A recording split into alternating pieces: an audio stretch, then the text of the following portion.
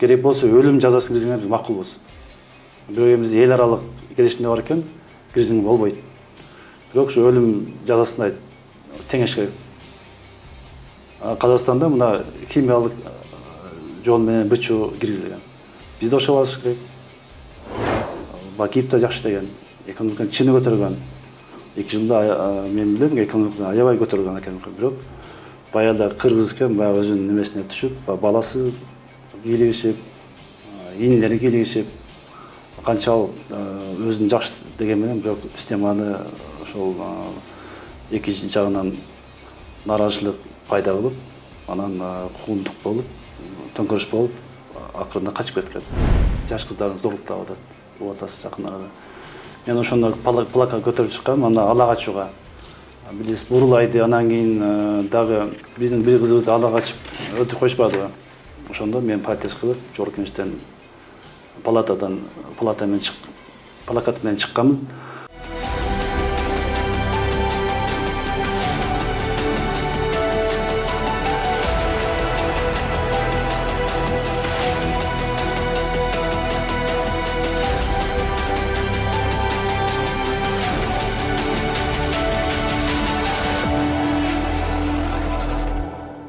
Саламатсыздарбы? Политклиника медиасын тет-а-тет берүүсүн баштайбыз. Биздин студияда мейманда жогорку кеңештин депутаты Эмиль Токтошов, берүүнү мен Айгүл Бакиева алып барам. Эмиль мырза, студияга интервью берүүгө келгениңизге ыраазычылык билдиребиз. Азыр жогорку кеңештин депутаттары каникулда жүрүшөт. Адатта каникулда депутаттар эмне менен алектенет? Мисалы сиз эмне кылып жатасыз? Саламатсызбы? Биринчиден рахмат, студияңызга чакырып, баарлашып маек куруп дегенен убактымды бөлүп келдим. Азыр жогорку кеңеште биз 1 ай айылдагы же шайлоочулар менен жолугушуу каникулда жүрөбүз. Каникул деп айтылган менен биз 1 ай ошол жер-жерге барып, аймактар менен кабар алып, элдер менен баарлашып, турмуш тиричилигин кабарлашабыз. Андан кийин август 1 айда эмгек өргүсүндө чыгабыз. Мен деле ошол июнь аягында сессияны аяктагандан кийин өзүм көпчүлүк добушалаган же көпчүлүк шайлаган Каракулжа районуна барып, мурдагы 6-чакырылышта баштаган иштеримди аягына чыгаруу үчүн ошол бир 7-8 айылды кыдырып келдим. Мурдагы социалдык объекттер, мектеп бар, ФАП бар, таза суу, жол деген көптөгөн көйгөйлүү маселелерди жеринен көрүп, анын курулушун, жүрүшүн, анын жалпы эл менен жолугуп, элдин азыркы жашоо тиричилиги кандай, эмне көйгөйлөр бар, баары менен кабарлашып келдим. Анан айтып кет десеңиз, айтып кетейин анча-мынча көйгөйлөрүм. Негизгилерин айтып койсоңуз. Негизгилерден бизде айылда элетте негизги көйгөй баягы эле жөлөк болуп. Барсаң ушуну айтышат, биз барсак бербей айтат. Очуртка турабыз, кезек күтөбүз, так айтпайт деп, үйүңдө эмне бар, машинаң бар экен, тигиди бербей айтат деп айтат. Эми ушул жерде мен өткөндө да ушу 2 ай мурда социалдык өндүрүү министрлигине кат жазганмын. Так мындай эреже берилди. Кайсы балдар ала алат, кайсы ала албайт. Анан элдерге барып түшүндүргүлө. Эмне үчүн бир машинасы бар ала албаш керек, же бир үйү бар, же телевизору бар ала албаш керек. Биз мыйзам чыгарганбыз, мыйзам баарын бирдей дегенбиз да.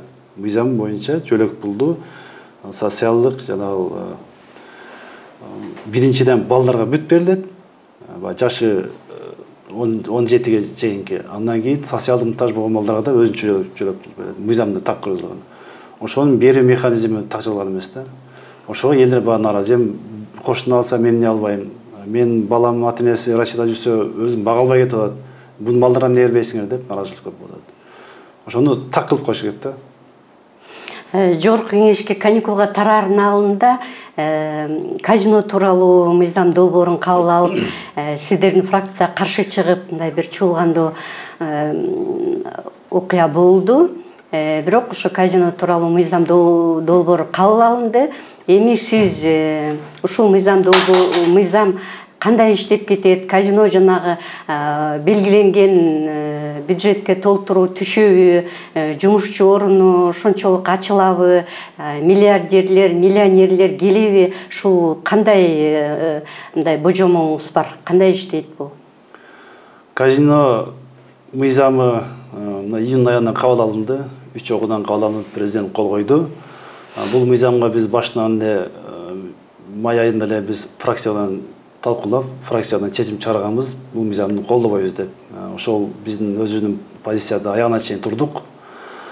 Мен эми бул негизинен мен айтып кетейин, эмне үчүн мен дагы ошо фракциянын чечимин колдодум. Себеби мен мага жакын эле 1 ай мурда, 2 ай мурда мага 2 жаран кайрылды. Эки өтең мына букмекерс конторага бирөө 4 миллион сом утуруптур, бирөө 3,5 миллион сом утуруптур. Туугандар айтты, ошол барып туруп, суицид кылайын деп атканда биз кармап калдык. Анан сордум, кантип уттур десем, жана конторага кирип букмекерске эле онлайн эле кирип туруп, ошого акча сала берип уттуруптур. Эки өтөң ошондой. Аны текшерсек, ал эми интернетте экен, таба албай койдук. Азыркы мыйзамда да ошондой онлайнда да уруксат болгон. Ошон үчүн мен өзүм ушуларды көрүп тургандан кийин кантип колдойм мен. Бирок эми президент дагы Акылбек Сөөнбекович өзү келип айтты, биз толук өзүбүз көзөмөл алабыз, биздин жарандар катышпайт. Деп эле кайра айтып атат Акылбек Сөөнбекович, биз азыр эле ойноп атпайбы казино деп. Демек укук ал жетпейт экен да. Ал жетпесе ким кепилдик берет? Сүрөө ошо турат да. Элдер ишенбейт, ушул чын эле Кыргызстан жарандары кирбей, анан сеттен келип ойногонго кандай болот деп ошондой бүдөмө ойлор көп да, ошондон биз колдогон жокпуз. Экинчи бир маселе ушу жеке жактардын активдерин легалдаштыруу боюнча болуп атат да. Буга сиз кандай ойдосуз?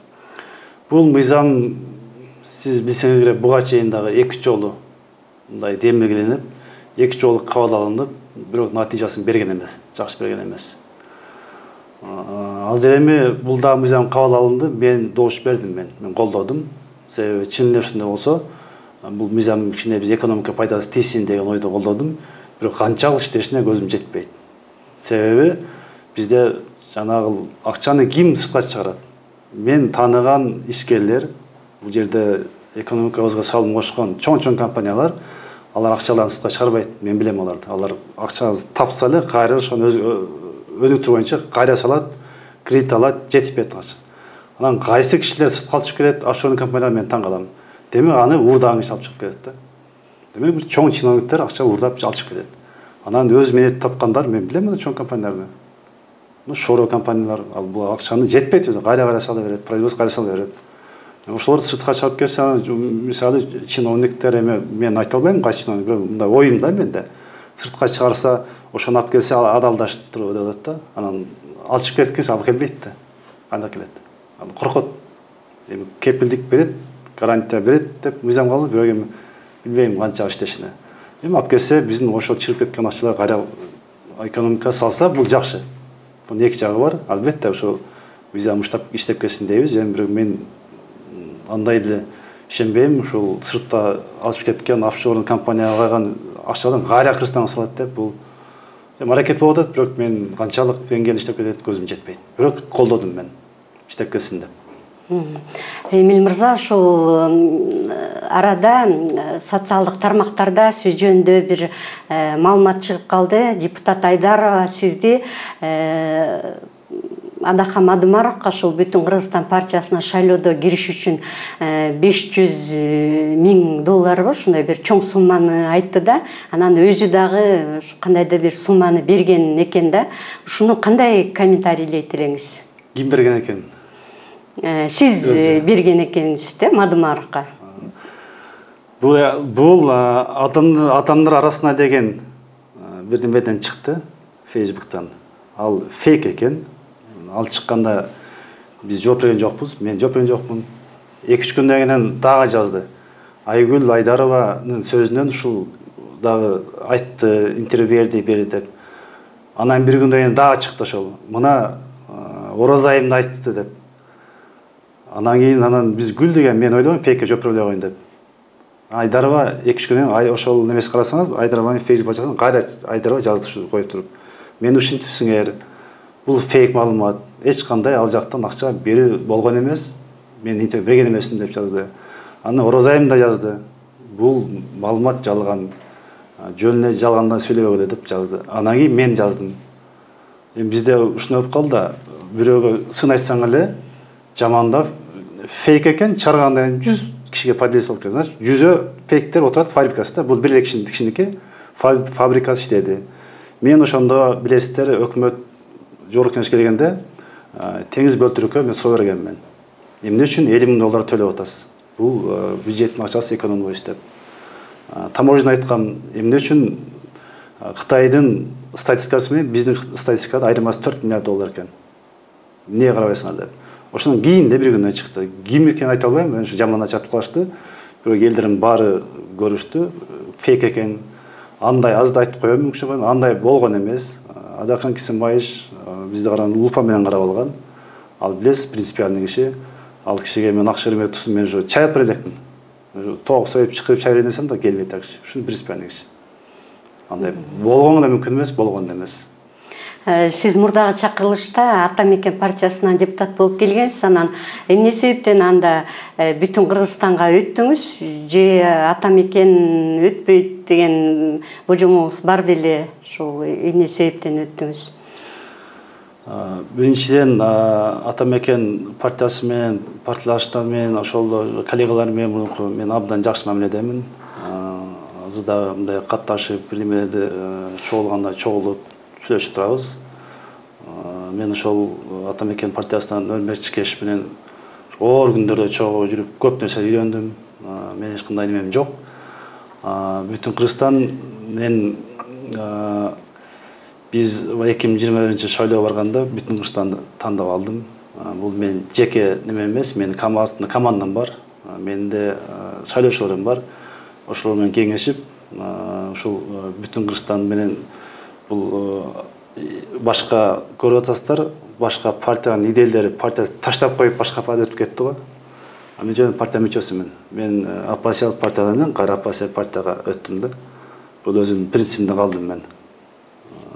Ошол оппозициялык партия, конструктивный оппозиция, сын айтабыз. Ошол көзү караштагы принциптери мен өзүм ички дүйнөмө туура келет. Ошондон өзү биз команда менен тандап алып, бул бүтүн Кыргызстан менен келип калып, анан буйрук менен өтүп кеттик. Эми сиз ошо мурунку чакырылышта бюджет комитетинин, жогорку кеңештин бюджет комитетинин төрагасы элеңиз, азыр болсо мүчөсүсүз. Ошол казиносуз, жанагыдай жеке жактардын активдерин легалдаштыруусуз, бюджет кандай толтурулчу эле? Ошол тууралуу айтып кетсеңиз, бюджет кандай болчу эле ал кездерде? Ошол комитеттин төрагасы болуп мен 3,5 жылдан ашык иштедим. Ошондо мен жанымда, оң жагымда Акыл Өксөнбекович да мүчө болчумун. Ал киши мени жыйынды чогуу баштап, чогуу бүтүрчү элек, оюбузду айтчу элек. Анан ошол киши ошондо эле мындай экономикага көз караш башчы болчумун. Анан премьер-министр болуп калып, анан бул киши амбициясы күчтүү киши аябай. Мындай тез болсун, тез ойлонот. Анан бизге күздап келгенде 100 миллиард сом кошуп келди. Экономика көтөрөбүз деп. 100 миллиард деген бул өтө көп сумма Кыргызстан боюнча. Ошо Кыргызстан биздин экономика өтө бул өтө чоң сумма да түшүнгөн кишиге. Биз келгенде кабыл алып бердик, кол чаптык, аз эмес. Анда ушул кабыл алынып калсын, ишке ашсын, көптөгөн маселе чечилет деп биз кабыл алып бердик. Азыр биринчи кварталда, экинчи кварталда план толду. 3-4-тү көрөбүз. Бул эми айтып алды, алда кетти, поезд жүрүп кетти, бюджетти толтуруш керек. Ошого байланыштуу жана казино, 2 миллиард сом өтпөй, легализациялаш баардыгы бюджет келип түшөт да. Мен оюмча ушул боюнча да бул баардык рычагтарды ишке киргизди. Бүт каяктан жана налог көтөрүүдү, билес анча-мынча реформа болду, жана ошо тонировка баардыгына аракет кылып атат. Бул жакшы нерсе, бирок казино болгондо 2 миллиард сом берет деп атат.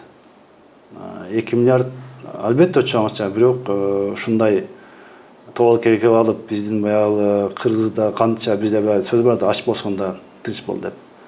Бизде жана баалуулуктар бузулушу мүмкүн, көптөгөн үй бүлө ажырашышы мүмкүн, эми башта өткөн ызчы болгон. Ошондуктан менин оюмча башка жолдорду издешсе болмок да. Мына IT технология бар. Ошо балдарды өздөрү ачыкпады, биз ушу ачпай деп алабыз, бизде жардам берели деп. Легалдаштыруудан айтып кеттим, канча сумма түшөрү түшүнүксүз, белгисиз, ал мындай эми кабыл алып коет, түшсө түшпөй жок деген сөз да. Анан башка булактар толтурат экономиканы. Мисалы кандай ушул тышкы газды жабынын булактары кандай? Мисалы биз ишкерлерге негизинен жанагы салык кодексин алганда ишкерлер менен мындай жүзмө-жүз мындай бетме сүйлөшкөн эмес да. Биз айтканбыз. Жок, биз кабыл алып бергенде биз сүйлөшө алабыз, бизге налог түшүш керек дегенде жогорку колдогонбуз. Аны мен да колдогомун. Бирок бетме сүйлөшүп ошол эле мен айткам, ошону бир жерде айткам да. Сиздер мына Дордойдон бир 30-40 кишини чакырып кабинетке отурасыз жерде чакырып сүйлөшүңүз бетме. Мына налогду көтөрөбүз деп атабыз. Кандай кыласыз деп. Ошол Кытайдан таба ташагандар сүйлөшүңүз. Бетме сүйлөшкөн жок да. Диалог болгон жок да. Айтыңыз, алдарга айтыңыз, анда көмүскөнү чыккыла. Мектепти ким курат, бала бакчаны ким курат? Мына балдарыбыз 3төн жатканда бар. Бир квартада 3 балдар жаткан бар. Эми өкмөт бир жерге акча алыш керек да. Армияга бөлүш керек деп. Түздөн-түз диалог болгон жок ишкерлер менен. Анан биз шашып кабыл алып бердик. Налог кодекс. Азыр эми кайрадан көрүп атасыз. Митингге чыгып кабыл албай өзгөрүп атат. Ошондой булактарды биз тактап алсак болмок. Биздин ошо жер казыналары менен бизде жер байлыгыбыздар аябай көп. Ошону иштетсек болмок. Анан жалпы эле мында ишкерлерге, өндүрүүчүлөргө көбүрөөк көңүл буруп, ошолор менен иштешип, мындай каждый башка эле блоктар толтура. Кумтөрдөн да ошондой кошумча каражаттар да түшөт да. Кумтөр бизге өттү. Жогорку Кеңештин документин биз кабыл алып бердик.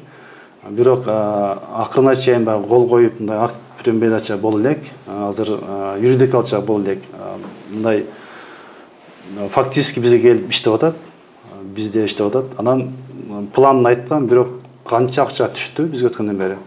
Канча алтын өндүрүлдү. Аны бизде маалымат жок келелек. Президент айткан, эсептөө палатасын жибердим. Ошол 3-4 айда текшергенден кийин бизге маалымат болот деп. Сентябрда мен өтүп бүтөт. Азыр эсептөө палатасы иштеп атат ал жерде. Ошондо бизге так маалымат келет. Бизге өткөндөн кийин Кыргызстан канча пайда тапты. Ошо маалымат келет. Анан жанагы Улуу Көч менен Мурас деп Кумтөрдүн алдында бир компания түзбөдүбү? Теңиз бөлтүрүк түзгөн. Ошол боюнча да көп сөздөр бар. Канчалык деңгээлде өзүн актайт. Туура пландары көп.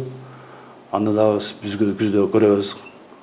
Эмнеге түзүлдү, максаты эмне? Бул теңиз бөлтүрүк Кумтөр иштетеби же Улуу Көч менен Мурасын иштетеби? Бул же бизнес кылабы деген суроо бар бул жерде. Сиз буга чейин дагы өкмөттөгү машиналарды кыскартуу боюнча да маселе көтөргөнсүз, ал да кыскартылдыбы ал? Кыскартылган жок. Буну мен ошо 2 жыл мурда айткам. Себеби ишкерлер мына өндүрүштө ошо Дордой эле налог төлөгөн киши акчасы бар. Бирок жөнөкөй машина менен жүрөт да, налог төлөйт. Ошо төлөгөн налогко жана бюджеттеги атка минерлер жип минишет, чоң машина минишет. Барган жери көл. Көлгө барышат, болду. Ошкор самолет менен барышат. Нарынга барса, ошо жип менен барышат. Жүргөн ушу кечке ушу Кыргызстандын нары бери Бишкекте жүрүшөт да. $100.000 машина минет. Өзү ойлоңуз, ушу калыстыкпы? Ошо элдер ошо кыйналып акча төлөп атса, бул бир чиновник, министр дагы, замы дагы жаңы жипте жүрүшөт. Мен айткам, албайсың Өзбекстанда мына $6.000-7.000 бар газ менен жүргөн. Ал ошону 100 жипти сатсаңар канча деген бала бачка болуп калат деп. Өзүбүздүн баш ошон үчүн бизде эмне көмүскө экономия керек?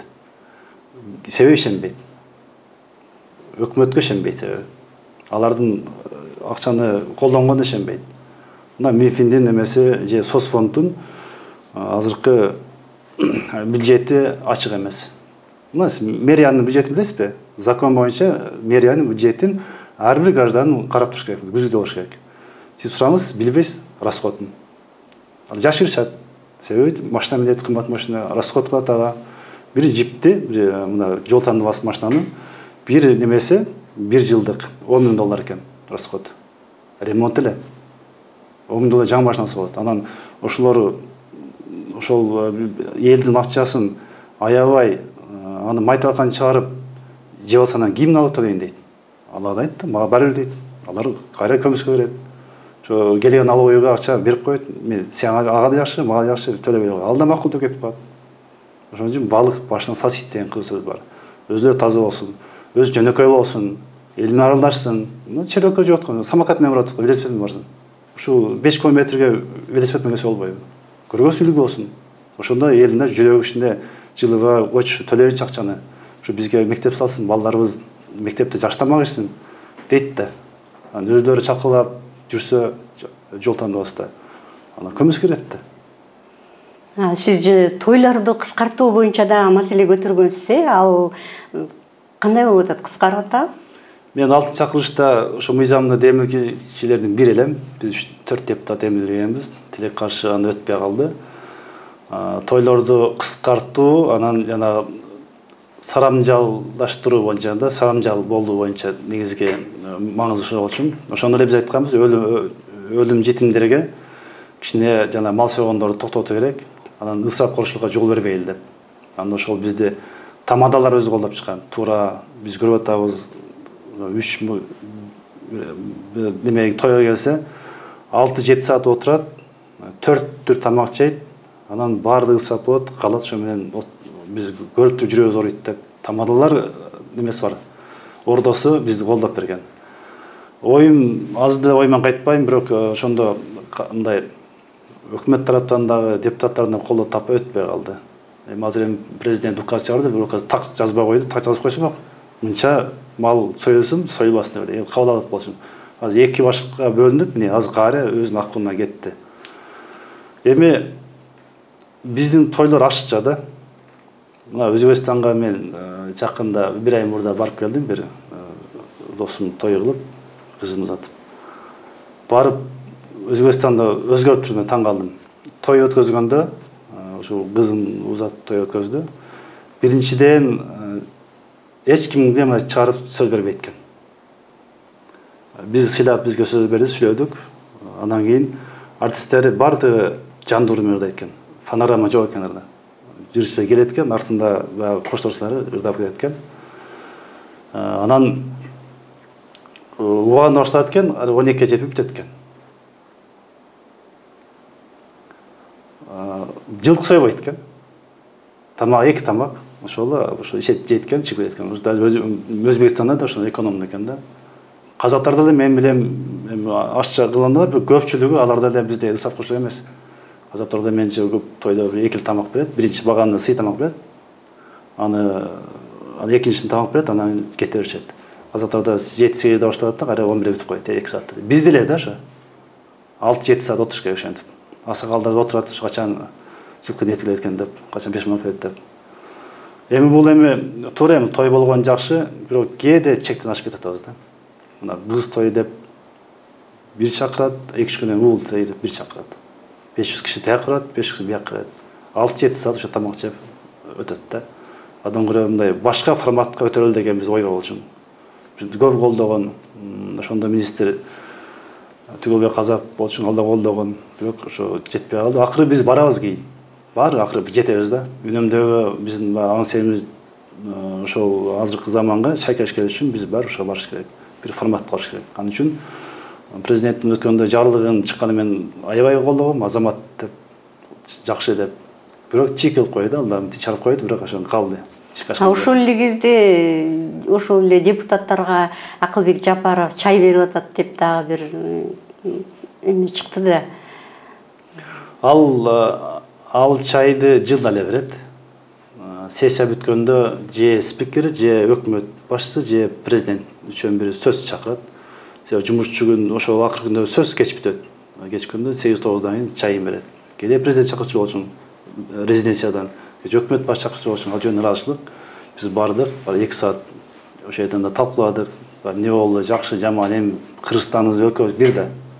Канчалык оппозиция болуп биз менен бири менен мындай немесек да, баары бир столдо баары оюбуз, тилегибиз түз болуш керек. Сын айтканда бетин айтып, мындай деп, анан ал чычалап эле сен оппозициясын, сен немесин итсиң, сен мышын деп эле баары жолуккан жерде жолугуп эле баарысын туура кабыл алып, анан баягы оюбузду айтыш керек да. Ал жер бул жылда берген эме. Ыкчап коşулук же андай мындай деген мен ойлойм кереги эле жок андай. Жакында Белоруссияда качып жүргөн президент, мурдагы президент Курманбек Бакиев жаңы ордо гезитине интервью берди. Сиз окуп, анан YouTube каналдарга да чыгып атат, көрдүңүз да. Ушул интервью боюнча ошондогу айтылган сөздөр, жанагы апрель окуялары боюнча, мисалы сиз мурда ата мекенинде болчусуз да. Ошол боюнча ойлооңуз кандай? Мен интервьюну аймактарда болуп калып бөлүп уктум, мындай үзүндү уктум. Менин оюм мурдакы президент Курманбек Бакиевдин ушу туулган жерин, ата журтун сагынып, сагынуучу сезими байкадым, анан өкүнүү сезими байкадым. Бирок канчалык болсо да бул тарых, бул эми кеч болуп калды, анан канчалык мындай келишкесе дагы. Мен ойлойм, мен жеке оюм Кыргызстанга анын келе турганын моралдык укугу жок. Бардык качып кеткен президенттин күнөөсү бар. Ушундай Кыргызстанда мындай тез президент алмаштырыш дагы мына биздин СНГ мамлекеттерден Кыргызстандын экономикалык артта калганда баарынын өзү салымдары бар. Жакшы деген башында президенттер баары жакшы баштайт. Анан кийин 2-3 жылдан айнышат бардыгы. Бакиев да жакшы деген, экономиканы чыны көтөргөн. 2 жылда мен билем, экономиканы аябай көтөргөн экен, бирок баягы кыргыз экен, баягы өзүнүн немесине түшүп, баласы кийлигишип, инилери кийлигишип, канчалык өзүн жакшы деген менен бирок системаны ошол эки жагынан нааразычылык пайда кылып, анан куугунтук болуп, төңкөрүш болуп, акырында качып кеткен. Ошондуктан мен жеке оюм ал Кыргызстанга келгенге моралдык укугу жок. Акаевдин дагы, Бакиевдин дагы күнөөсү бар алардын. Элдин алдында күнөөсү бар. Мына башка президенттер көрүп ишим кебет. Иштеп атпайбы башка президенттер? Алар көрүп турган эми ошол убагында көздөрүм май басып калган, бирок мен эмес, элим жакшы деген, бирок аягына чыккан жок. Ошондон кандай сабак болуш керек эле, мисалы азыркы президенттерге? Сабак, азыркы президенттер оппозицияны душман көрбөй, оппозиция менен эсептеш керек. Эсептеш дегенде биз алардын бийлик сураган жокпуз. Оппозициянын оюн угуп, аны душман көрбөй, ошо айткан сөздү изилдеш керек, чын ушундайбы деп. Биз элден келген маалыматты айтабыз. Элди көрүп айтабыз. Анан ага жакындар айтат, бул андай эмес, бул баягы оппозиция, бул тиги, бул туура эмес деп. Эки тарапты караш керек. Мурда эле билесиз да, биздин хандар түндөсү мусапырдын кийимин кийип эл аралаган деп. Бул жөн айтылган сөз эмес да. Элден чыккан маалымат башка, анан өзүнүн тегерегинде маалымат башка. Качан гана ошо оппозициянын сөздөрүн азыркы бийликтегилер туура кабыл алып, алар менен душман көрбөй туура сындагыла, биз бийликти алганбыз, ошон жерге бийликке келгенбиз, биз бийликке ошон үчүн чыдайбыз десе, анан кийин алардын бийликтеги өмүрү узун болот. Анан сындап койсо, чычалап, анан колуңду сындырам, анан камап коем десе, ошончолук өмүрү кыска болот. Бул турмуш көрүп атпайбызбы? Азырда эле ошондой куугунтуктар, ошол эле журналисттерге да куугунтуктар болуп атат да, мына байкап атасызбы? Некс ТВнын директору Талай Дүйшөнбиев боюнча да мындай сот болуп, анан жакында адвокаттар айтып чыгып атат да, ал ошол негизсиз отурат деген пикирде болуп атышат. Менин билишимче, ошол Некс ТВнын директору согуш баштаганда, Украина менен Россиянын согушу баштаганда туура эмес маалымат ичинде таркаткан. Ал Кыргызстан менен Тажикстан курал берип атат деп биринчи айтып чыгышкан. Ошону ошол массалык маалымат каражаттары өзүлөрү да мындай анализдеп чыгарса да, анализдеп анан кийин чыгарса, ал соттон өзүн актай алат. Анан билип-билбей эле бизде аябай көбөйүп кетпеди, фейктер көбөйүп кетти. Анан бирөө жалган акчага иштегендер көбөйүп кетти. Сен туура айтсаң, сен сөзүң так бурмалап чыгаргандар болду. Мен билем ошол эпизод менен ошол тергөө иштери жүрүп жатат деп. Аны биз парламентте көтөргөнбүз. Ушундай сөз болду деп. Эгер ушул эпизод болсо, ошол чынын алар жазып чыгышкан. Курал берип атат деп. Курал берген эмес да. Биздин бир Кыргызстан өлкө бир деп өзүнүн Кыргызстандын өзүнүн аброюн кармаш керек. Ушу Талай Дүйшөнбиев директор экен каналдын, ал тигил сот тармактарга чыккан, ошол башка эмеден көчүрүп жазышкан. Анан башка Россия башка эксперттерге бергенде ал жакта ошол негизсиз деп тапкан да. Ушул сыяктуу мисалдар башка журналисттерге дагы, Болот Темировго, иликтөөчүлөргө болуп атат, башка саясатчыларга деле болуп атат. Ушундай мисалдар бар да. Бар, бирок бул таанымал болбош керек. Сиз айтканыңызды мен түшүндүм. Ошол нерсе дагы массалык маалымат каражаттары жаздыбы, жазган немес материалына жооп бериш керек. Көчүрүп койдум деп, мүмкүн фейктен көчүрүп койду. Ал Next TV-де канча адам көрүп атат? Бул официально каталган аккредитация өткөн Next TV-де. Ошондо так маалымат бериш керек. Элдерди дүрбөттөш керек. Мамлекеттин аброюна шекелтебеш керек. Эл ара деңгээлге мамлекеттин аброюна шекелтебеш керек. Маалыматты тактаса болот да. Бар куралдар бар да. Бир окуду, аны башка жактан текшерсе чыгат да. Маалымат туурабы эмеспи? Анан мен билем, жеке эметип берет да. Мамлекет боюнча сөз болгондо, Кыргызстан аты боюнча ар бир массалык маалымат каражаттары бул өтө мындай аяр мамиле кылыш керек да. Сиз бир кезде ошо парламентте кыз ала качуу салт эмес деп бир плакат көтөрүп чыктыңыз эле. Мисалы, азыркы учурда ошондой плакат көтөрүп чыксаңыз, кайсы маселени көтөрөт элеңиз мисалы? Азыркы учурда мен жаш балдардын зорлукталышына көтөрүп чыкмакмын. Жаш кыздардын зорлукталып атат. Атасы жакын арада. Мен ошондо плакат көтөрүп чыккам, анда ала качууга. Билесиз, Бурулайды, анан кийин дагы биздин бир кызыбызды ала качып өлтүрүп коюшпадыбы. Ошондо мен протест кылып, Жогорку Кеңештен плакат менен чыкканбыз. Мыйзамдарга биз күчөтүп киргиздик. Андан кийин баягы көптөгөн, билесиз, ала качуу деген кыйла токтолду, жоголуп калды.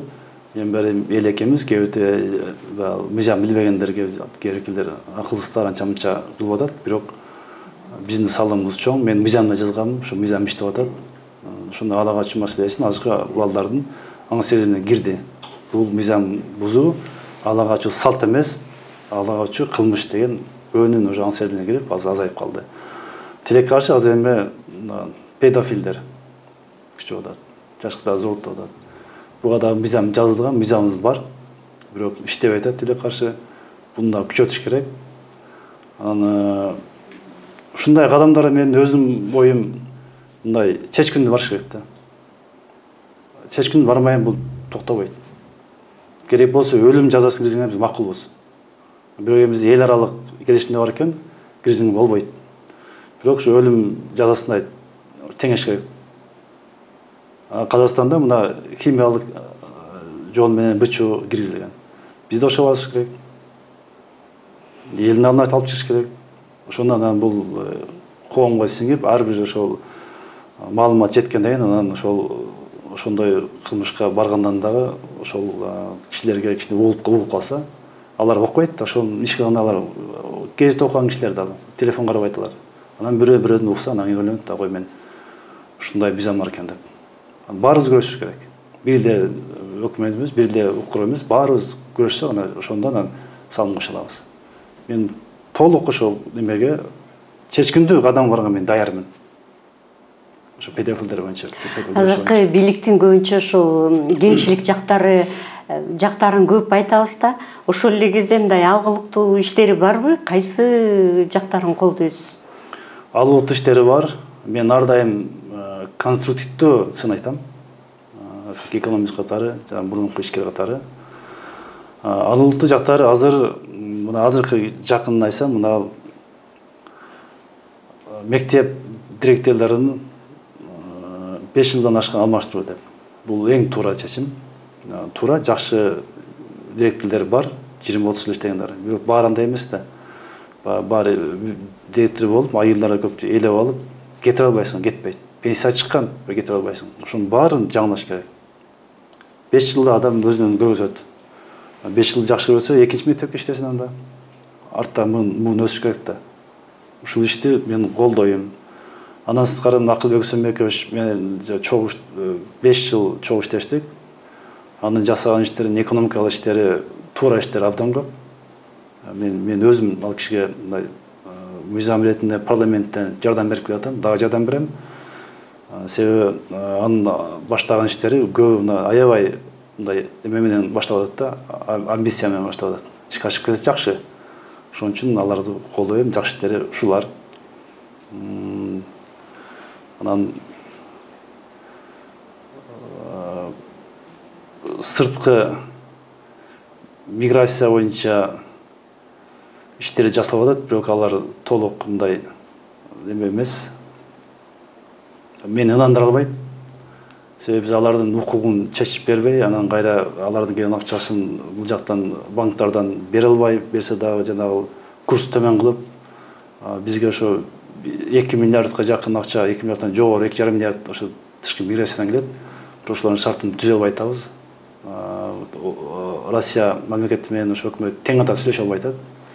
Ошол миграцияда болгон көп мындай эле чечет маселелер бар да, оңой чечсе болот. Анда мындай саясий чечим керек. Ошол жердеги эле паспортун жоготсо, ошо биз айтып атат, эми ишкерди бирок толук кандуу иштелек. Сөз кыргызстан келиш керек. Же айдоо көлүн жоготсо, бул жака келиш керек экен. Же неке көлүгүн эмне үчүн ошол жакта ачса болбойт? Ачсын да. Биз 2,5 миллиард экономика түшүп аткандан кийин ал жерге ошол 1 же 2 юрист иштейт болгон. Юрист деген эмеде. Элчиликте жетишпейт 600 миң. Эмне үчүн 10 юрист койбойт? Эмне үчүн бир райондо бир 30 миң, 20 миң калк бар райондо бир роводон кармап атабыз. 100-200 милиция иштеген. Анал жакта болсо өкүлчүлүгү болгон 2 адам иштейт, 3 адам. Ушуна чечиш керек да. Шарт түзүп бериш керек. Канча алардын шартын түзсөк, мүмкүн акча көбүрөөк келе белет. Ошо бардык экономикага биздин азыр сомдун кармалышына экономика өсүшүндө чоң салым кошулат биз мигранттар. Алар жок болсо биз өтө оор абалда калмакпыз. Бүтүн Кыргызстан фракциясындасыз. Биз ушул фракциянын ичинде алар мындай оппозиция болуп, анын жетекчиси Адахан Мадымаров ошол катуу чыгып атат.